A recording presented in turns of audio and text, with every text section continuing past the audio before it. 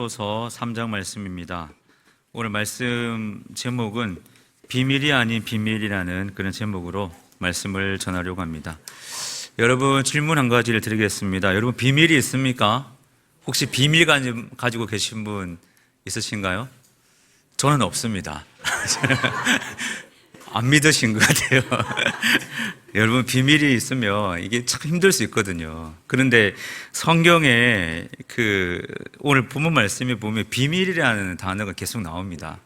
우리가 비밀이라고 이렇게 말하면은 보통 이제 아무도 모르는 거, 이 비밀 아닙니까? 그리고 또 알지만 말할 수 없는 거, 그런 게 비밀이죠. 뭐 예를 들어서 우리 또 동아리 활동 중에 맛집 탐방하는 동아리도 있던데, 맛집 가면 그 맛집 그 집만의 그 비밀, 그게 있지 않습니까? 이 양념 맛, 이거 알려주면 안 되잖아요. 막 이렇게 비밀, 그런 게 이제 비밀이죠. 아무에게도 말하고 싶지 않은 거, 또 아무도 모르는 거, 그게 비밀인데, 오늘 본문에 보면 우리가 알고 있는 이 비밀에 대한 말씀을 성경에서 계속 언급을 하고 있습니다.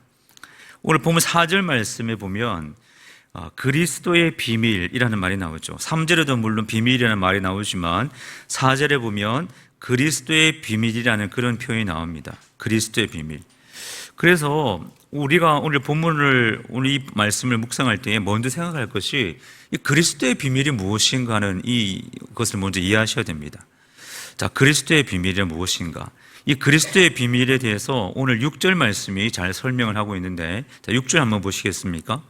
이는 이방인들이 복음으로 말미암아 그리스도 안에서 함께 상속자가 되고 함께 지체가 되고 함께 약속에 참여하는 자가 됨이라 말씀합니다. 여기 중요한 단어들이 상속자라는 단어죠. 상속자. 그리고 지체라는 단어입니다. 또 하나는 약속에 참여하는 것이죠. 자, 상속자, 지체, 약속에 참여하는 것, 이것이 어떻게 이루어졌느냐 하는 거죠. 이 세 가지의 표현은 현재 우리의 모습을 가리키는 표현인데, 이러한 것이 어떻게 이루어졌느냐, 거기 앞에 말씀 앞에 보면 그리스도 안에서라고 말씀하고 있습니다. 그리스도 안에서. 그리고 더 앞에 보면 복음으로 말미암아라고 말씀하고 있죠. 복음으로 말미암아, 그리스도 안에서 우리가 상속자가 되고 지체가 되고 약속에 참여하는 자가 되었다라고 말씀하고 있습니다. 나만 그러는 것이 아니라 함께라는 단어가 3번 반복되죠. 우리 모두가 다 그런 사람이 되었다는 거죠. 심지어 누구까지 그렇게 되었다는 말입니까? 6절 시작하는 말씀을 보면 이방인들이 이렇게 말씀하고, 이방인들이. 이 표현이 이 당시의 그 상황으로 보면 이방인들은 이 하나님의 자녀가 될 가능성이 없는 사람들이었습니다. 완전히 배제된 사람들이었죠. 완전히 그 울타리 테두리 밖에 있는 사람들이었습니다. 그 성경 그 복음서에 보면 그 이웃에 대한 비유가 나오지 않습니까? 예수님께서 비유를 말씀하실 때에 선한 사마리아인의 비유를 말씀하지 않습니까? 그 강도 만나는 자의 이웃에 대해서 비유를 들어 말씀하실 때에 제일 마지막에 이렇게 질문하죠. 누가 강도 만난 자 이웃이 되겠느냐, 그렇게 말씀하십니다. 이게 무슨 말씀이냐면, 그 당시에 유대인들의 이웃관을 보면 그들은 제 안쪽에 자기 가족이 있었고요, 그 다음에 이제 혈연으로 맺은 사람들이 그 다음에 가족의 형성을 하고 있습니다. 그 다음에는 같은 유대인들, 그리고 이 이방인들은 아예 그냥 가족 취급, 절대로 함께 할 수 없는 그 울타리 저 밖에 있는 사람들로 이방인들을 취급했던 것이죠. 그런데 오늘 6절 말씀에 보면 그 이방인들이 예수님 안에서 함께 상속자도 되고 지체도 되고 약속에 참여하는 자가 되었다라고 말씀하고 있습니다. 오늘 그래서 이 6절 말씀, 이것이 바로 그리스도의 비밀이라고 말씀하고 있습니다. 왜 비밀이냐? 예수님으로 말미암아 모든 사람이 함께 하나님의 나라를 꿈꿀 수 있게 된 것, 이것이 비밀이라는 거죠. 오늘 이것을 로마서 11장 17절 말씀에 보면 감람나무 비유로 설명을 하고 있습니다. 로마서 11장 17절에 보면 돌감람나무와 참감람나무, 이 두 나무가 나옵니다. 그런데 돌감람나무는 참감람나무가 될 수 없죠. 방법이 한 가지 있습니다. 젖붙임이라는 방법으로 참감람나무의 뿌리의 진액을 빨아들일 수 있죠. 오늘 이 바울은 로마서 11장에서 우리의 구원에 대해서 이 감람나무 두 그루를 가지고 비유를 하는데, 우리는 원래 돌감람나무와 같은 이방인이요, 그 참이 될 수 없는 사람들이라는 거죠. 그런데 참 감람나무가 될 수 있는 것은 접붙임의 방법, 그 접붙임이 어떻게 가능하냐? 예수 그리스도의 십자가와 죽음이라는 그 접붙임을 통해서 우리가 참 감람나무가 되고 하나님의 나라의 역사를 함께 더불어 경험할 수 있는 사람이 되었다라는 것을 말씀하고 있습니다. 오늘 6절과 로마서 11장이 같은 설명을 하는 거죠. 비밀이란 무엇인가? 하나님을 알지 못하는 사람들, 그리고 십자가의 그 은혜를 경험할 수 없었던 사람들이 예수님을 알게 되고 하나님을 알게 되고 십자가의 그 능력을 깨달아서 하나님의 자녀가 되는 것, 이것이 비밀이라는 겁니다. 하나님의 자녀가 되는 것, 믿음으로 말미암아 구원받는 것, 이것이 비밀이라는 거죠. 지금 우리의 상황에서 보면 이게 무슨 비밀이냐 할 수 있지만, 그 당시에 이 복음서, 이 서신이 기록될 당시의 상황에서 보면 이것은 쉽게 받아들일 수 있는 진리가 아니었습니다. 지금 우리에게는 너무나 일반화되어 있는 이 진리가, 예수님 믿으면 구원받는다는 이 진리가 이 당시에 이 서신이 기록될 당시 AD 1세기에 살았던 사람들에게는 결코 쉬운 얘기가 아니었고 결코 진리로서 수용하기에는 쉽지 않은 말씀이었다는 거죠. 그런데 그것을 깨닫고 그것을 알게 되고, 그래서 상속자가 되고 지체가 되는 것, 약속에 참여하는 자가 되는 것, 이것은 모든 사람에게 공개되어 있지만 그러나 모든 사람이 다 알 수 있는 진리는 아니라는 거죠. 그런 의미에서 오늘 바울은 그리스도의 비밀이다, 이런 말씀을 사용하면서 그 진짜 예수 그리스도의 비밀이 바로 구원이고 믿음으로 말미암는 구원이라는 것인데, 이것이 모든 사람에게 열렸지만 모든 사람이 알 수 있는 것은 아니다, 그런 의미에서 그리스도의 비밀이다라는 말을 쓰고 있는 것입니다. 그리고 이 믿음으로 말미암는 구원이 모든 사람에게 다 전파될 수 있기는 하지만 모든 사람이 다 알 수 있는 것은 아니죠. 왜냐하면 이 그리스도의 비밀, 이 믿음으로 말미암는 구원이라는 이 비밀은 어떻게 알 수 있느냐? 쉬운 것 같지만, 모든 사람이 다 알 수 있을 것 같지만 그렇지 않다는 겁니다. 하나님의 특별한 방법이 있어야 가능하다, 하나님의 특별한 역사가 있어야 이 비밀을 알 수 있다고 말씀하고 있습니다. 오늘 3절 말씀에 보면 첫 번째 방법, 이 그리스도의 비밀을 알 수 있는 첫 번째 방법이 3절 말씀에 보시면 계시라는 단어가 나옵니다. 계시라는 말은 열어서 보여준다, 그런 말씀이죠.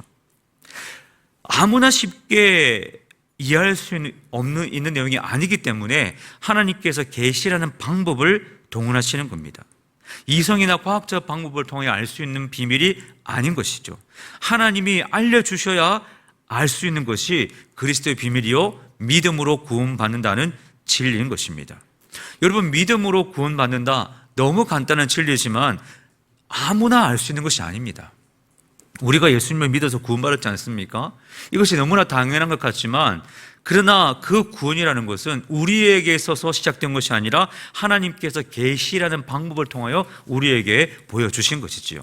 하나님께서 눈을 뜨게 해 주시고 우리의 눈을 열어 보게 해 주셔야 그 계시를 알 수 있습니다. 그래서 오늘 1장 말씀해 보면, 우리가 지난번에 살펴보았지만 1장 16절 17절 말씀해 보시면 바울이 어떻게 기도합니까? 내가 기도할 때에 영광의 아버지께서 지혜와 계시의 영을 너희에게 주사 하나님을 알게 하시고, 이렇게 말씀하고 있죠. 우리가 하나님을 알게 되는 것, 구원받는 것, 예수님을 믿는다고 고백하는 것, 간단한 고백이고 진리인 것 같지만 그렇지 않다는 거죠. 하나님께서 열어주셔야, 하나님께서 보여주셔야 가능하다, 그런 의미에서 그리스도의 비밀이다라고 말씀하는 겁니다. 두 번째 5절 말씀에 보면 이 그리스도의 비밀을 누가 알 수 있느냐? 성령의 역사가 있을 때에 알 수 있다라고 말씀합니다. 5절 말씀에 보면 이제 그의 거룩한 사도들과 선지자들에게 성령으로 나타내신 것 같이, 이렇게 말씀하고 있죠. 예수님으로 말미암는 구원, 예수님을 믿음으로 말미암는 구원, 이 간단하고도 이 거룩한 진리가, 이 비밀이 결코 우리 안에서 깨달아지는 것이 아니라는 겁니다. 누가 역사하셔야 가능하다는 말씀인가요? 성령의 역사가 있어야 가능하다는 거죠. 여러분 다 예수님을 믿음으로 구원받았고 예수님을 구주로 고백하지 않습니까? 그 고백의 과정 속에 누가 역사하셨느냐? 성령이 역사하셨다는 거죠. 성령님이 역사하지 않으시면 누구도 예수를 주라 시인할 수가 없습니다. 성령님이 임하지 않으시면, 성령님께서 내주하지 않으시면 누구도 예수님을 구주라고 고백할 수가 없는 것이죠. 특별히 성령의 역사하심 중에서 조명이라는 역사가 있지 않습니까? 성령님께서 많은 역사를 하시는데 성령의 조명하심, 우리가 영적으로 빛을 비추고 예수 그리스도가 구원자라는 그 진리의 빛을 성령님께서 비추어 주실 때에만 예수님을 구주로 고백하는 역사가 일어난다는 거죠.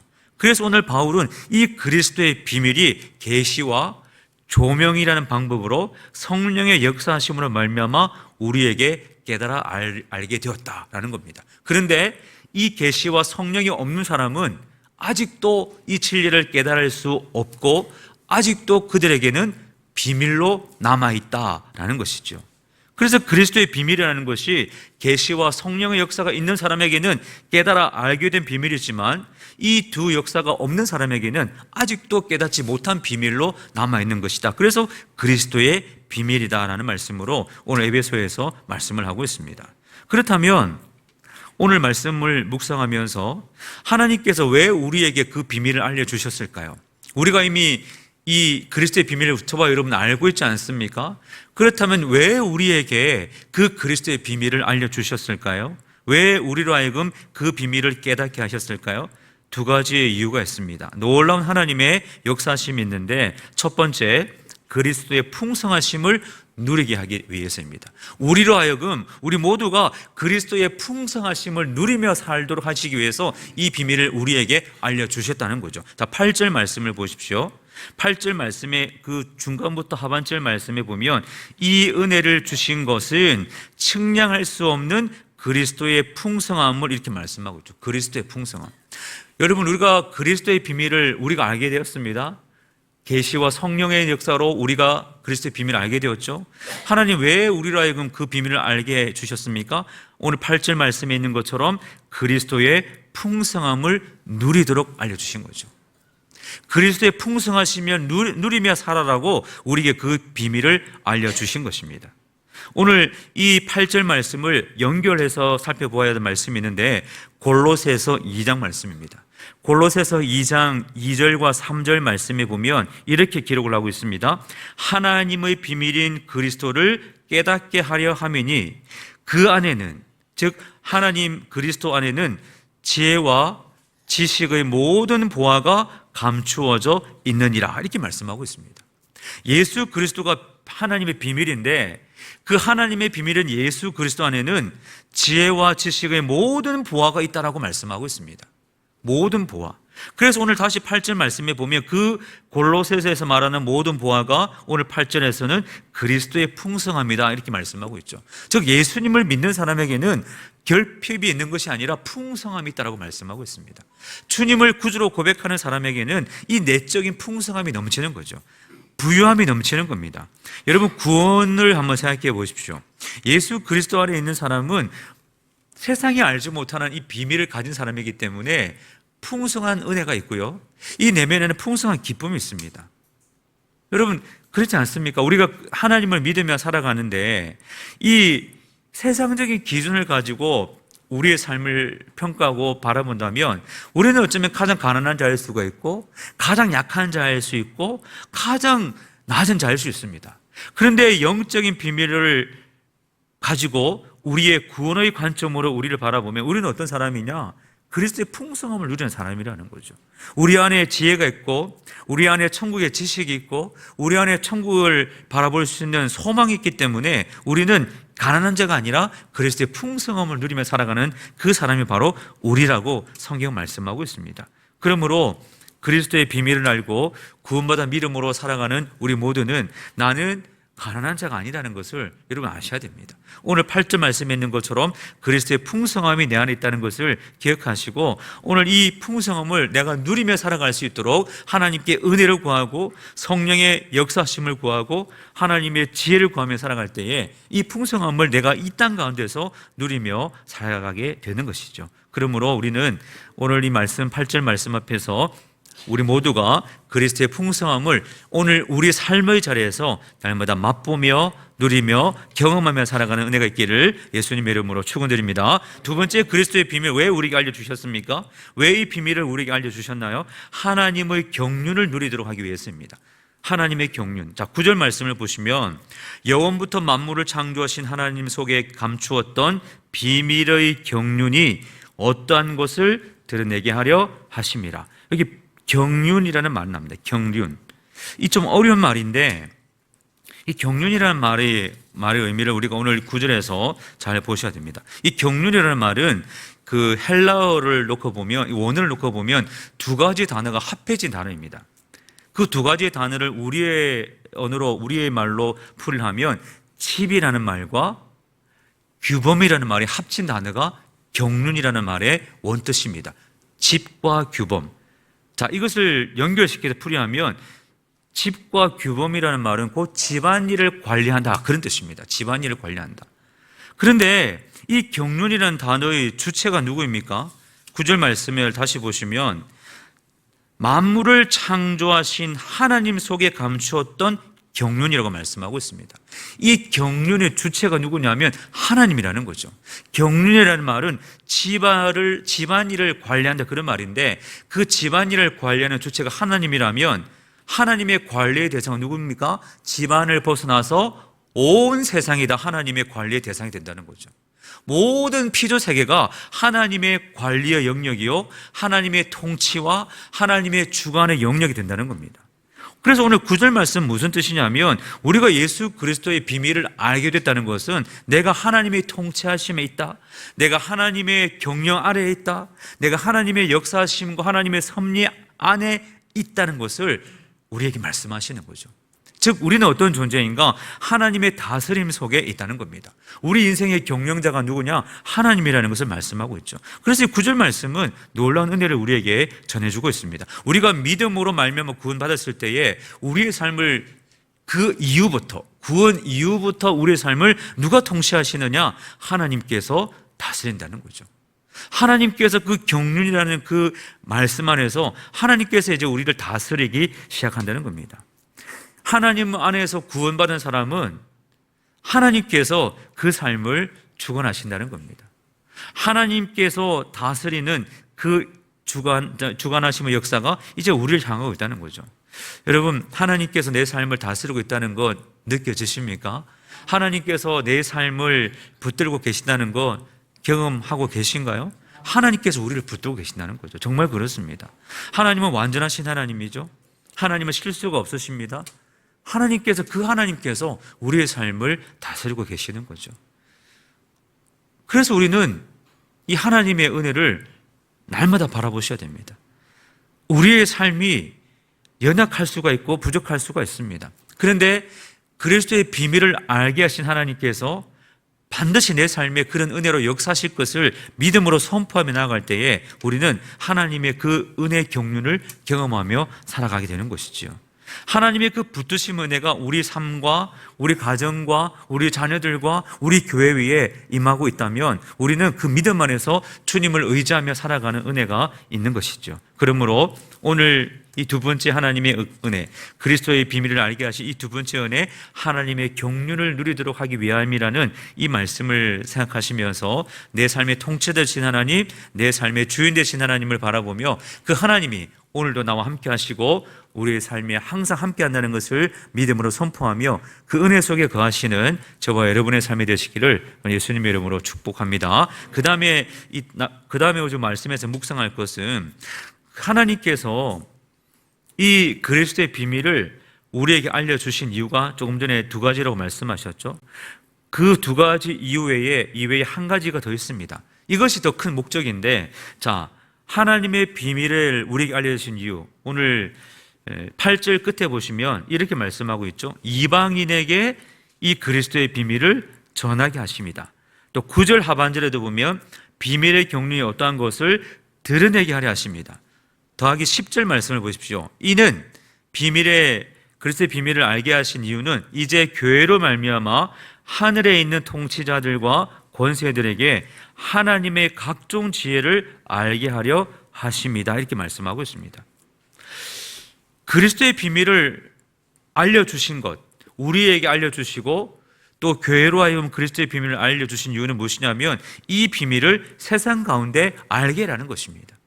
우리가 이 비밀을 맡은 자가 되었고 이제 그 비밀을 우리가 이제 세상 가운데 알게 해라 라는 하나님의 목적이 우리에게 있다는 것입니다. 그래서 교회의 사명은 무엇입니까? 교회의 사명은 그리스도의 비밀을 알리는 것입니다. 교회의 존재 목적은 이 그리스도의 비밀을 세상 가운데 전하는 것입니다.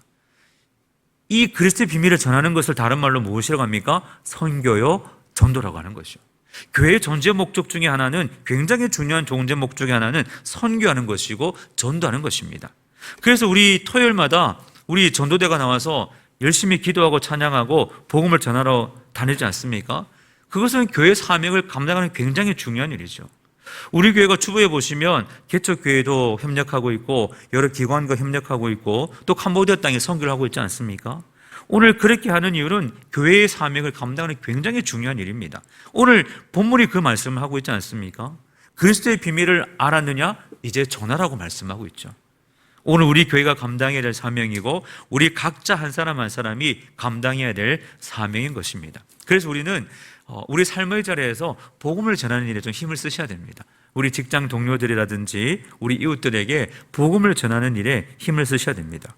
이 믿음을 가지고 하나님 앞에 우리가 전도에 힘을 써야 된다는 거죠. 요한복음 17장 18절 말씀해 보시면 아버지께서 나를 세상에 보낸 것 같이 나도 그들을 세상에 보낸다라고 말씀하고 있습니다. 하나님의 보내심을 받아 이 땅에 오신 예수님도 제자들을 세상 가운데 보내셔야 한다고 말씀하고 있죠. 우리는 보냄받은 사람들입니다. 이렇게 교회에 모여서 예배 드리고 있지만 동시에 우리의 두 번째 직분은 세상에 보냄을 받은 자로서 살아가야 하는 것이지요. 그래서 우리는 열심히 전도하고 복음을 전해야 하는 것입니다. 우리를 통해서 누군가 구원받은 사람이 있습니까? 나를 통해서 누군가 구원받은 사람이 있습니까? 참 귀한 일입니다. 굉장히 중요한 일입니다. 오늘 우리 대구 3년교회가 이제 성전 건축을 준비하고 진행하는 과정이 있습니다. 이 성전 건축을 바라보면서 이 함께 새롭게 세워질 성전, 그 성전 안에 우리가 복음 전해서 전도해서 누군가 새가족으로 등록하고 그 새로운 성전이 주의 말씀으로 또한 새로운 생명으로 채워진다면 하나님의 역사가 일어나는 것이고 주님께서 영광 받아 주시는 일이죠. 그러므로 우리는 복음을 전하고 생명을 전하는 일에 힘쓰는 저와 여러분이 다 되어야 할 줄을 믿습니다. 그런데 그 사명을 어떻게 감당해야 될까요? 우리가 그리스도의 비밀을 전해야 되는데 그 그리스도의 비밀을 전하는 우리는 어떤 삶이어야 되는가, 어떤 모습이어야 되는가? 즉 복음 전도하는 사람은, 그리스도의 비밀을 전하는 사람은 어떤 모습으로 그 일을 감당해야 되는가? 오늘 본문에 세 가지를 말씀해요. 첫 번째, 지극히 작은 자의 마음으로 감당해라라고 말씀하고 있습니다. 우리가 그리스도의 비밀을 전하기 위해서는 지극히 작은 자의 마음이 있어야 됩니다. 18절 말씀을 다시 보시면 모든 성도 중에 지극히 작은 자보다 더 작은 나에게 이 은혜를 주신 것은, 이렇게 말씀하고 있죠. 내가 낮아진 자리에서 복음을 전해야 됩니다. 내가 낮아진 자리에서 그리스도의 비밀을 전해야 하는 것이죠. 내가 낮아진 자리에서 이 그리스도의 비밀을 맡은 자로서 말씀을 전해야 하는 것입니다. 우리가 찬송가 중에 나 같은 죄인 살리신이라는 찬송가가 있습니다. 이 찬송가를 만드신 분이, 이 곡을 쓰신 분이 그 찬송가에 보면은 존 뉴턴이라고 되어 있습니다. 존 뉴턴. 이 존 뉴턴이라는 분이 굉장히 어려운 삶을 살았습니다. 원래 이분이 어떤 삶을 살았냐면 그 화물선, 무역선의 선장이었습니다. 그 무역선은 노예를 실어 나르는 선장이었죠. 그 배였고 그 배 선장이 존 뉴턴이었습니다.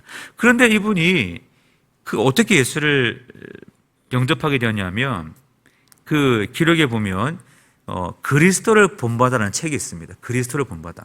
지금도 기독교 서점에 가면 그리스도를 본받아라는 책이 있습니다. 기독교의 고전이라고 할 수 있는데, 이 토마스 아켄피스라는 중세의 이 수도사가 쓴 책인데, 이 존 뉴턴이 이 책을 읽고 그리스도를 본받아라는 책을 읽고 하나님의 은혜를 경험하게 됩니다. 그리고 그 은혜를 받아서 그 은혜에 반응하면서 이분이 목회자가 되고 그리고 설교를 하는 설교자가 되었죠. 그러면서 설교를 전하려고, 복음을 전하려고 하다가 자신이 너무나도 죽을 죄인이라는 것을 깨달았을 때에 그 감동으로 쓴 시가 나 같은 죄인 살리신다는 곡이 탄생되었다는 겁니다.